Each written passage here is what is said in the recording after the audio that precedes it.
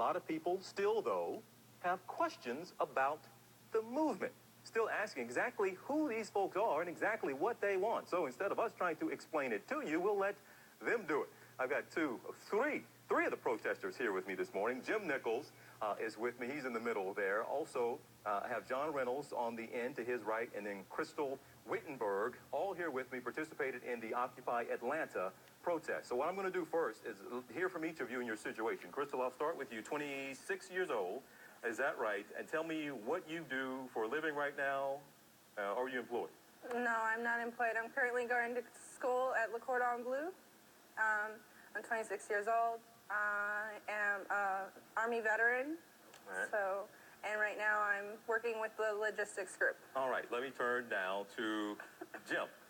31 years old, yes, and what do you do right now? I load trucks at UPS, and I'm also an undergraduate getting a degree at Georgia State. All right, and John on the end, 25 years old. Tell us what you do.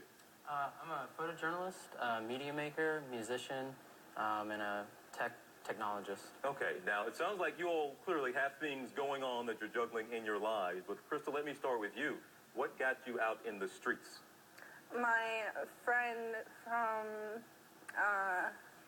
I was part of the We Are Change Atlanta, and he found out about the Occupy Atlanta group General Assembly, and we actually went to the second meeting, and that's how I got involved with Occupy Atlanta. What? That's how you got involved, but I guess, tell me, and gentlemen, both of you can jump in, what is it that actually motivated you? You heard about it, maybe want to go check it out, but what is it that made you want to go out in the streets to say whatever it is you're wanting to say right now? I think this is something that's resonating across the country, is social and economic inequalities hit a tipping point, and people are hungry for getting involved and trying to do something to change it. When 9 out of 10 races in politics is won by the candidate with the most money, when 1 in 4 kids in Georgia right now are in poverty. That's a 21% increase since the recession started.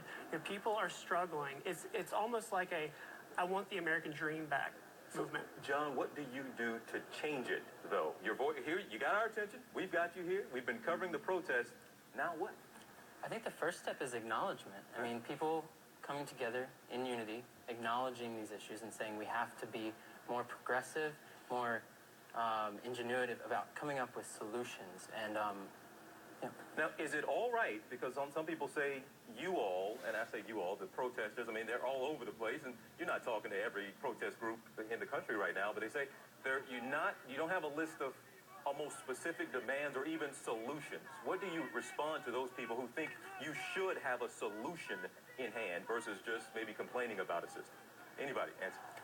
I think that anytime you have inequalities that resonate in a grassroots movement that's resonating from the bottom, the democratic process is messy, and it's different groups coming together. I've been talking to people who've never been involved in politics before, who are just learning how to organize, who want to go out and organize their neighborhoods. I've talked to a woman who wants to occupy her school board, and I asked her what that meant. And she said, I'm inviting my school board member to my house. I'm going to invite my neighbors over. That's what Occupy is about. That's what people are standing up and getting involved. All right. We're at 46 past the hour. I'm going to come back with them after the break. And the question I want to ask them is, what actually will it take for the protests to stop? What would it take for you all to actually go home, if you will? Occupy Wall Street movement has been spreading across the country. And as I said, I was going to ask a question about what would it take? And this is a question for you, Crystal. What would it take for you to stop going out in the streets to protest and go home? Well, the system to be fixed. We the people want our voices. See, I guess a lot of people have this question. You want the system fixed, but what is that system going to look like? I mean, that's a very general statement there, but a lot of people have that question. What is a fixed system? I'll speak to that. I don't think anyone can have an answer for what a fixed system is. We only have, as humans, we have ideals to aspire to. We have something to rise to the occasion of. And that's what we're trying to do. Instead of being apathetic, instead of sitting at home, instead of moaning and complaining about the problems at hand, we're saying we're going to come together, we're going to talk about it because it's that bad, and it's time we come together and unite. and make our voices heard until our voices are so loud that everyone hears us and we cannot be ignored. You hear the voices, but I guess, let me come back to you here, Jim. We hear the voices, but how do you put that into action in such a way that you see, what do you want to sit down with lawmakers? Do you want a meeting at the White House? Do you want, what is it that would look like that progress? People are going to, as they get involved in this movement, find their own place. They're going to network with friends, neighbors. They're going to get involved in their union. They're going to get involved in different groups. And it's from these social relations that are building from this discontent that, some of these people will end up running for office. Some of these people will end up, finding avenues that they're able to articulate their voice and feel like they are being heard. You expect them to continue to grow? Definitely. We're just getting started, you think? If New York is any example, and the occupations that are sprouting up all over the United States, Boston, Philly, D.C., L.A., San Francisco, Portland, Minnesota. This is the beginning. People, yes. The last couple things here, only the last few seconds I have here. Are you offended by some of the ways you're being characterized? Initially, banjo playing, pot smoking, hippies and things like that. I mean, clearly it's not in the group I'm seeing here, but still, is some of that stuff offensive to you that you're being classified that way? I'm not offended, nor am I surprised. I mean, that's typically the role that television and the media at large play, is a misrepresentation of the public, of the facts, of what's happening. That's why we have independent media, to fulfill the role of being an honest lens for the people. There are live streams online going 24/7 where you can witness actual events and see that there are smart people, there are families, there are all types coming out and that's why participating. we had you here. That's why we had you here. Exactly. To do the talking on your own.